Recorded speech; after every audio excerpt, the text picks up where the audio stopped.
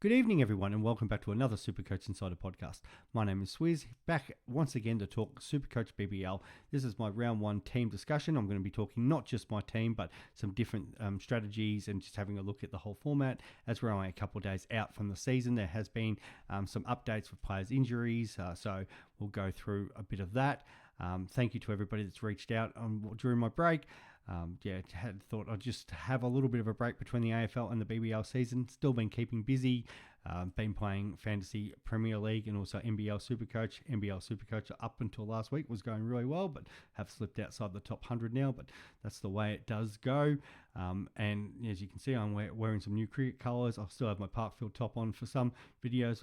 Thank you to the Croydon Rangers boys for getting me back and playing some vets cricket. Yes, I am that old now, so I can play over 40. So it's a bit of fun and keeping my weekend busy playing Saturdays and Sundays for both clubs at the moment. And as always, as we always say, please check us out on all our social media platforms, in particular YouTube and Spotify. If you're new to the show, thank you and welcome. If you're a returning listener, great to have you back. And as you'll know, get in contact with us via X, Supercoach Insider 100, or my personal one is Swizz26. Usually try my best to get back, especially to use when you need some help with your team and your trades. Always a bit harder with the BBL season because it's one game after the other. I only have to look at the first round. We start on the Sunday night with the 15th. There's a game the 16th, 17th, 18th, and 19th. The round finishes with Renegades versus Hurricanes, and then the new round starts on the 20th. So there's no rest for the Wicket in between, so it does get a bit hard, but it is only 9 rounds, so it does go pretty quickly. Alrighty, so here we are. The big change this year is the flex position. It is also coming into Supercoach AFL and I believe NRL as well. So what it means is your players on field, if your player does score, say, a 2 or a 3 or whatever low score, and your flex player scores a 20, that flex player will take that lower score and replace them. The only issue is if it is your captain who's got the lowest score, then that captain will just drop out and you will not get a double score for that person that week. So vice captains are very important, in particular also then having a loophole player so you can take a vice captain score. So pretty well what that means is on, say, the first game of the round, which this week it's Perth versus Melbourne, because Melbourne have a double header, you might put a Tom Curran or a Bo Webster with the vice captaincy on. If they score well, then you'll chuck the captaincy on, say, a Doran or maybe a Solomon or someone like that who isn't playing. And the fact that they get a 0 means your score will go to, your double score will go to the vice captain, and they will double up, and your captain then, who is getting a 0, will be covered by your emergency on the bench. And you'll see that as we kind of go through a little bit of this.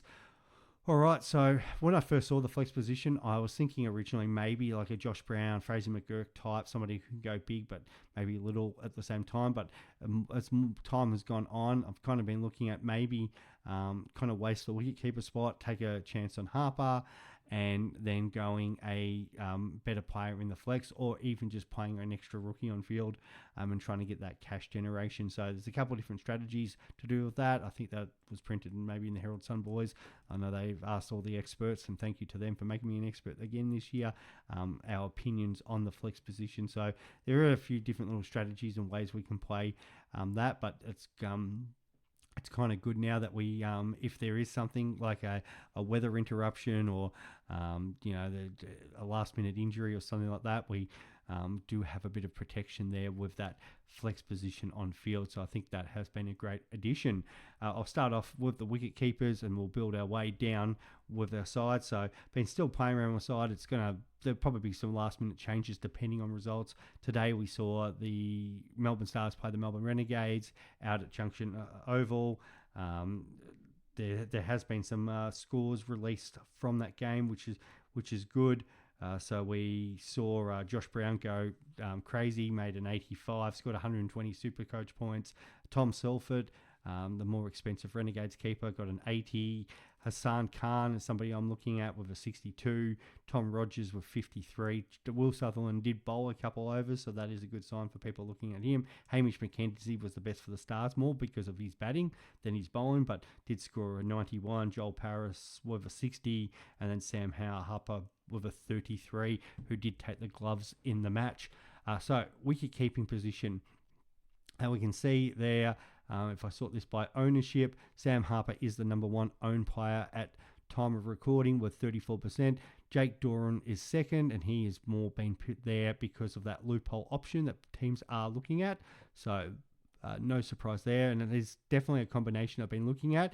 So what would happen is you'd have, say, Doran on field and Sam Harper as the emergency. If Harper was to score poor, you wouldn't take his score. Maybe then you would replace Doran with, say, an Inglis or somebody. Well, not Inglis because he's playing, but maybe I don't know, you might go like a Philippi, for example, and he might score better than Harper if that's the case.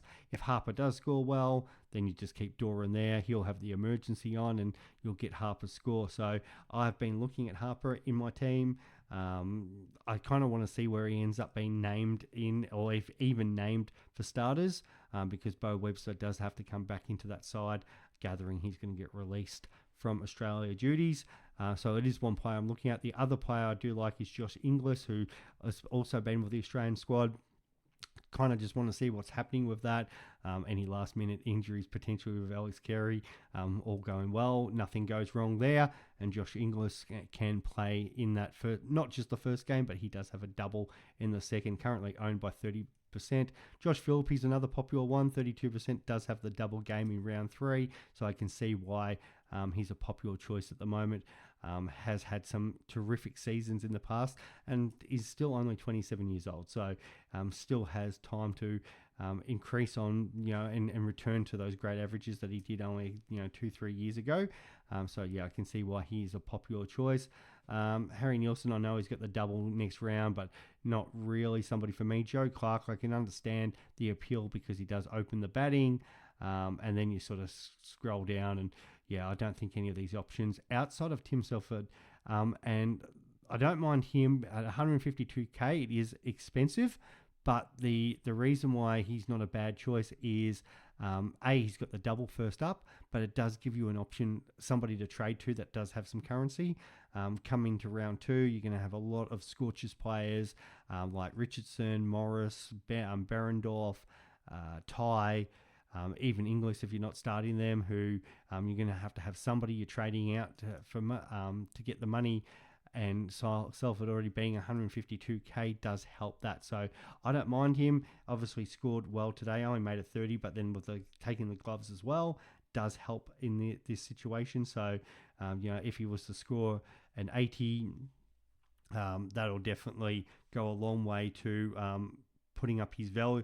His break even is 101. So let's just say that first game was an 80. He comes out and only needs to score 21 to keep his cash the second game. So showed the ability for him to do that, which I don't mind. So he is definitely under consideration right now. I've got Josh Inglis in there, but I think either Harper or Salford could come into my thinking with that. So I think they're the best keeping options at this present stage. In regards then into the batsmen, and this is a big choice for everybody because at 304,000, Matt Short is very expensive. I think you need him for the second round double, and I just don't know how people are going to get to him if you don't start him. He is, originally with Glenn Maxwell playing, it was an easy move to go Maxwell to Short. Well, not completely easy, but the fact that the difference between them was only 57k, but now most likely the other players that you got are like Bo Webster or Tom Curran. You're going to have to trade 2 of them plus another person pretty well to 2 rookies to get Matt Short in. So I think that does limit your ability to trade. So I do think it's just easier to start him. He's got the Thunder first up. He does has performed well against the Thunder in previous games. So I think that's the easier choice there. The other player I really like, and he's 204,000 this season, and that's Jamie Overton. Once I found out he was back bowling, currently in 21% of sides, did average 70 last season. Again, that double game makes him very appealing. So both are a very good vice captain / captain options for your round 2 team. Does chew up a lot of salary, but I think again it's those break evens for them are obtainable. Overton at that I think 69 mark, and then Matt Short at 101. So yeah, you can definitely look at them potentially getting those scores or even higher, and that's the worry. If you don't kind of go an Overton or a Matt Short, what happens if they actually do really well? Now, if you fade against them and they do poorly, you're definitely fine. But yeah, if Overton, like there was a couple games last, like he had the 195 double last year, but he also had like a 72 or 123 and 83. Like I don't really want to plan around these guys potentially losing cash. Much easier if they go the other way and I don't start them, and Overton all of a sudden becomes 212 or 215 and Matt Short becomes 310. I'm going to find it even really difficult to get them in. The only thing I can say is if you're a real risk taker and you've got nothing to lose and you want to try to win Supercoach, if you don't have Short and Overton and you fade them next week and they fell in these first two rounds of the first three games, you'll be way ahead of the pack of everybody else. But there is massive risk there because history says Short and Overton will do very well. So then moving on into the batting. Right now, Glenn Maxwell is still up there in 37% of teams. He's out round one, so if you do have him in, you need to move him out. That's a very easy move, and you can either try to get up to Short or maybe swap him to an Overton, go down to a Webster or a Tom Curran. Jake Fraser McGurk is at 44%. I don't mind the move. He hasn't been in my side. We know he's an explosive batsman. If he gets going, it could be anything. But I'm kind of going more the bowlers for the Renegades at the moment. Will Sutherland's there. I think he's more of a round three target for their double. Round four target for their double. Just want to see him back bowling properly, but he did bowl a couple overs today, 38% there. Marcus Stoinis is in my side. He is currently at 64%. I know he's burnt people in the past, but he's now the captain of the Stars. Probably should be close to 100%, 84,000. Like, he doesn't have to do much to perform, even if he's not bowling. We know he's got the ability to come out and score runs like he did in that game against Pakistan recently. All right, so then my other players I'm looking at as Melbourne Stars batsmen.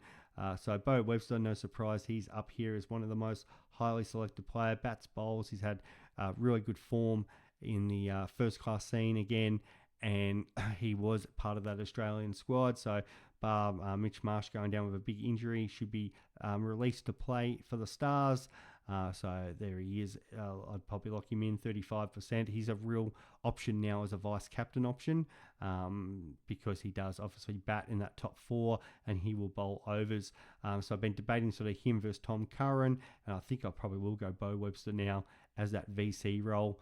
So you got Webster and Curran in there. Does take up a bit of cap with those sort of guys, but because I kind of want guys who both bat and bowl, instead of just the straight bats, just because they've got more avenues to score. Fraser McGurk's not too bad because he can take catches in his fielding positions, but that relies on players hitting on the air, and he took the sort of 3 or 4 catches last season and that, but he is usually in positions where catches can come his way. But Matt Short, even with the extra spinners in Adelaide, he usually will get an over or two.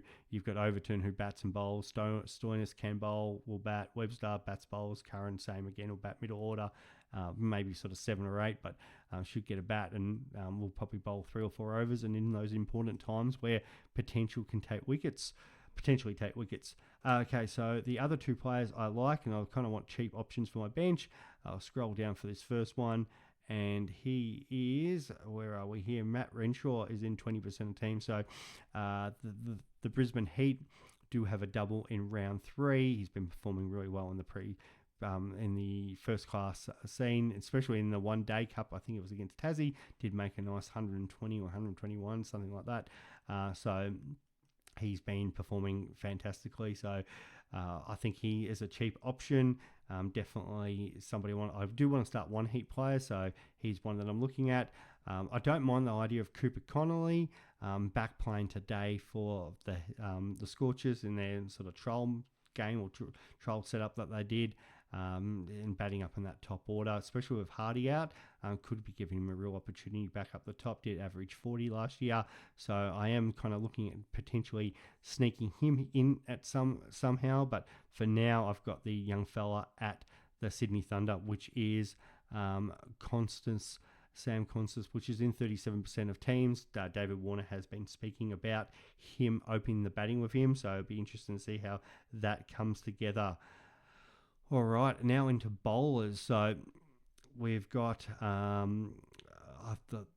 this is an interesting one because he doesn't have a double until that round 3, but I kind of do want a Sydney Sixers player, and I think a few people have been looking more at Sean Abbott, but it's no surprise because of his ownership here. Actually, no, it's actually a little bit less than I thought. Where is he here? Moises, Abbott. There he is, Jack Edwards, 12% only. So actually a bit surprising because his first-class form has been flying. He averaged 46.2 last season. He's one of the next big things in Australia cricket. They're going to give him every opportunity. I can see him batting in that sort of top 5, top 6, but also bowling his 4 overs at 136, 500. I think I'm willing to spend the money. The only thing I was considering, if I want to go, say, a Richardson or one of the Perth bowlers, Richardson's just worrying me a little bit just because of those shoulder injuries. Continues to pop in and pop out during games. Richardson is in 19%, but at the moment, Edwards gets the go. I also really like Spencer Johnson. Form was really good, especially in the Australia versus Pakistan series. Score averaged 41.3 last year, 22%. Somebody who I definitely want for their double. So he is in the thinking as well. But for now, Jack Edwards does get the nod for that Sydney Sixers spot. I know a few people are looking at Philippe, as I said earlier. I kind of like both options, but he's the one that I prefer. The next one is, and I'm going to gather this guy is not highly owned at all. Melbourne Renegades, I'm going to say he's probably about 4 or 5%. And that is Hassan Khan. There he is, 4%. He looked again. The score shows that he did have a good match earlier today against the Stars, scoring a 62. Going to bat sort of in that top 6, top 7. Come and bowl his overs. So I've got quite a bit of confidence at 117k to take him. Sort of him versus Rogers for that spot because they are the same price. And at the moment, Khan's got the spot. I could actually fit Rogers in if I really like it. Rogers is currently 9%. Obviously had a good game today. And will be leading that attack. We know what he did 2 seasons ago and ended up starting last season at 180k. Didn't have the best year last year, but definitely can return to some good form bowling for the Gades there. So I really like those two. On this list, still Maxwell Hardy still on there at 33%. Another guy that's injured, so you can swap him around. One that definitely needs to be locked in is only 51% for whatever reason, but Zampa didn't play in the trial match today, but is a quality spinner, one of the best T20 spinners in the world. Probably doesn't average in this comp as well as he probably should, but for that guy, for that sort of talent at 80,000, I think you can't go wrong there. So I will be having Zampa. He's been locked in the entire time. I've even been playing around with the idea that, could you take a risk on someone like that to captain? But I'm probably go a little bit more of a safer option with somebody who bats slightly higher up the order. And then in regards to other players, I'm going to have, again, another Renegades player because they do have the double first up. Fergus O'Neill, his first-class form has been ridiculously good. Good to see him out there playing with the Gades today. And 107k, I think that's still good value. Definitely can put some points on and increase, hopefully, maybe to a 120 or 130, and then trade him out to a Scorchers player come up for that round 2. So I do like Fergus O'Neill. I only played the 2 games last year. I did average 52 in those 2 games too. So would love to see that over the double week come out. I prefer him more than Kane Richardson. Richardson, obviously getting a little bit older now. And I think they'll give the young fella more opportunity for sure. And then the other player I really like, and this is a bit of a surprise, but he is from the Melbourne Stars, and kind of because I wanted a Melbourne Stars bowler in the side, and this is Joel Paris. It's a good price, 72,000k. Only averaged a 24, but he's last season, but he has had some really good preseason form. Not preseason, but first class form leading in. Again, was probably the Stars' pick of the bowlers today. So he's the one I was going with. I think he's the one that's going to bowl early in the power plays, and that's where you always want your bowlers bowling. So I've got Paris. I think of those other options, a lot of people are looking at Hamish McKenzie. I do have Hamish. He's in my flex position, and that's how I'm looking at that, using that flex with Paris and McKenzie. Maybe one of the other players scores low and they score well. But I think it does take off the risk of trying to have these rookies in your side. So I will put Hamish McKenzie in there now that I've talked about him. I know he's been a pretty popular choice with a lot of the content creators, but only in 9% of teams today. It was good to see him also make some runs. So the coach at Melbourne Stars has been talking up Hamish McKenzie until Murali gets out here and is released from Pakistan. I think that McKenzie's going to be the player that go, and then you never know, they might even play the two spinners when Muir gets out here. All right, my last two bowling spots for now is so they've got a couple bench options. One is Henry Thornton from the Adelaide Strikers. He does have that double in round 2, so I kind of want to. I've been loading up more on Strikers players than I have Scorchers. I find it probably easier to trade to the Scorchers when I know what's happening with their lineup. Where the Strikers lineup, I'm pretty confident with it. So Thornton did have a bit of a down year last year compared to what some of his output is in the past, but he did only play the 5 games for the 33. So I think there's definitely a lot of room for improvement there. So happy to back him in at 98,000. And right now with my team, I've actually spent every dollar, so I don't actually have any money left. So there could be some changes there. I know a lot of people are looking at Buckingham is still coming back from that injury, and so with Baisley, both of them are, if you have a bit more confidence in playing, I would rather nearly trade into them. If I'm trying to get to somebody and I need a cheap option, if either of them are playing, find out which one might be playing in the double. I'd probably hold off on starting them, but I can understand why people are trying to start them. I know why people are trying to start Salzman. Again, trying to maximise their money on field. But for me, looking at guys who I'm pretty confident will be playing in that double game. And the one that I've got in at the moment is Finn Allen from the Strikers. I do, as I said, like Rogers. Potentially, if I made a little change to maybe an Inglis, for example, I could get up to a Spencer Johnson, who I do like. But there's Tom Rogers at 117. But Finn Allen's he is the spinner coming over from the West Indies, 5% of sides. And he'll be locked into that Strikers lineup. The only issue I've got with him, and the only question mark right now, is the Strikers have been discussing playing both Boyce and Pope. So that means I'll have 3 spinners plus Matt Short for that double game, which is kind of interesting. I do like Doggett, but I probably somebody who I would rather try to trade into. But so I kind of wouldn't mind seeing how it's going to work with the striker spinners. So Finn Allen might be the one that comes out, and I probably might go another Gates player. But for now, he is the place getter. And it all depends on what that final team will be. So if I lock that in, other players there that potentially you guys might be looking at. Again, we've talked about Johnson, Jai Richardson. Nisa, 17%, he's not playing. He might not play for the first few games, so take him out. Moses Henrique's interesting one. I guess people thinking a cheap playing option, but doesn't really score that well anymore. Xavier Bartlett's a very expensive player until you get to the bye round, so I'd probably be holding off on him. Riley Meredith, even though the Hobart Hurricanes don't have a double for a while, I don't mind that as a cheaper option. Obviously a very good bowler, probably underperformed for what he's done. And Jason Berendorf's a nice little sneaky one, been playing some T10, bowled very well, very economically over there in a game of T10. Obviously players are going for massive runs per over, and I think he was around that 9-10 mark. So we know what he can do. He'll always open the bowl in there. So I don't mind that if you want to spend a little bit more money, especially up against that Stars batting lineup. So that's what I've got at the moment. Obviously there, $0 in my team, which is probably not the best thing, but kind of got a plan for that second week. So it doesn't matter so much. The only thing would be if something dramatically went wrong and some players all started scoring zeros.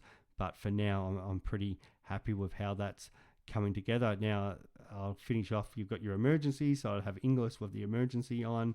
I'd have Renshaw with the emergency. I might just go Thornton for now. And then if I'm doing my vice captain, let's go Bowie Webster. And I kind of like Khan at the moment, so I'll put the captaincy on him. But if, as I said earlier, if Bo Webster was to score quite well, let's just say he scores like a 70 or 60 in the first game, I'll flick the captaincy over the door and hope that he's not playing. Most likely he won't be playing, but it's just something I'll track. If he was to be named, I'll just swap that to a player from Hobart who isn't playing, and just make that change there. But outside of that, I'm pretty confident they're not going to go Doran, especially when they've got McDermott and Wade in that first game. And so I'll lock that in, and then I will get Webster's vice captain score, and then I'll also get Josh Inglis's score. So it gives you an option to kind of loophole Inglis to see how he goes in the first game if you're going to do that. And if I move myself out of the way there, you'll see Josh Inglis there with the emergency on him. So that's how that kind of all works. So hopefully that makes sense to you guys out there. I'll quickly run through. We were talking about the consensus team. So this is us BBL podcasters.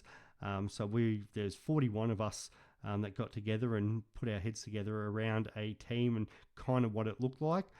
So thank you. I think it's Kano who's been doing some work on that. He is also one of the experts this season. So loving your work. So our consensus team that we've come up with is Inglis and Doran once again, so no different to mine. They're Short, Overton, Webster, Stoinis, but and they've got Tom Curran. It's just got Tom Curran in the bowlers, but Tom Curran. So again, exactly the same as me, and both Renshaw and Constance. So exactly the exactly same how I've got set up. Then they've got Edwards once again, same. Rogers is the difference for me. Then O'Neill, Zampa, and Mackenzie. Thornton on the bench, but now Buckingham is on the bench there. So we've got Buckingham instead of Allen, and that allows them to have Richardson on the field. So pretty well much it is for me compared to me. So there's no Khan, so they've pretty well swapped Khan there for Rogers, and taking out Buckingham's going in there for Finn Allen, which allows Richardson to come on field. So there's not too much actually difference to my team to actually consensus team, which is quite interesting. I didn't realise how close it was. So out of the 41 votes, we had 40 votes for Curran Stoinis. I don't know who the the one person that didn't go Curran or Stoinis. Webster 38, Zampa 37, Overton 36, Short had 34, Doran 34, Constance 28, Thornton 28, O'Neill 25, Richardson 25, Mackenzie 24, 22 had Buckingham, 20 Inglis, Renshaw 18, Edwards 17, and Rogers 17. So that's a pretty good idea for a bit of a beginner's guide, which includes so many like Honeyball, myself, the Supercoach Edge. There's so many of them to name, but yeah, of all the podcasters out there, I think there's, as I said, there's 41 of us involved from about maybe 20 podcasts.